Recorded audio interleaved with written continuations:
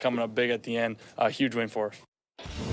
And so to the point that Bob made a moment ago, they didn't throw the ball all over the place last night, but they ran it for 175 yards. And including yesterday, they're now 24-6. When Wentz has at least 100 rushing yards from his offensive team, there's just 1-13 when they're under that amount. So pretty simple. Eagles run the ball and they win. They don't run the ball and they don't. What did you make of what the Eagles did last night on the offensive side of the ball, Vilma?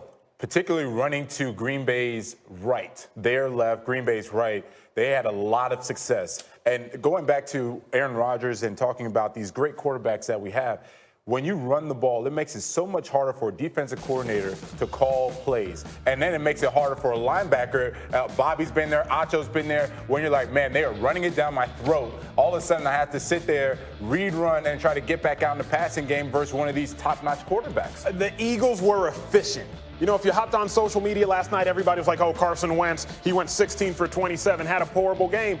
The dude threw touchdown passes on 19% of his completions. The Eagles went to the red zone 4 times, and they scored 4 times. The Eagles' offense was totally efficient. Yeah. I love Jordan Howard getting involved. Finally, that's what I wanted to see. This Eagles offense took off. But I'm telling you, the turning point in the game right before halftime was the Barnett strip sack. Yeah.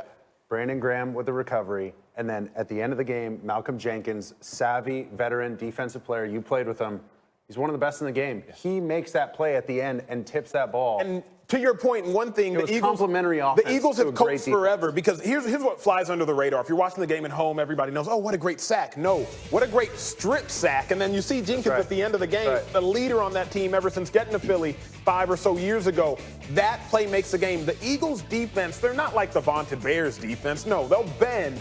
But when it comes time to make a play, Greeny, they will find a way to make a play. They did. They have a great defensive line. And even with Fletcher Cox a little bit nicked up last night, they were still able to get enough pressure to affect the quarterback position. Anytime you can do that, that's winning football. And you mentioned Jordan Howard getting involved. He had 15 carries. Every one of them was between the tackles. We haven't seen this since LeGarrette Blount was there a couple years ago. They like to use this running back by committee piece, and this is the hammer that you need inside. And this is what Howard was going to bring them when he came from the Bears. Howard was one of the most slept-on running backs in the league. I agree. When he was in Chicago, and I think you played with him, Sanchez, he's just a grinder. It doesn't matter the weather. So, guys, tell me, what is any different than having Green Bay run the same type of offense? That is exactly my point. What is the difference? You have really good quarterbacks, get a run game and help them out. Help Aaron Rodgers out. We have so much more to do on this game. Maybe we could sort of wrap up this part of the conversation where it began. You cannot give the Eagles enough credit for this win last night. Thursday night on the road, the stats on that are incredibly difficult. To go into Lambeau against a really good team and get a win.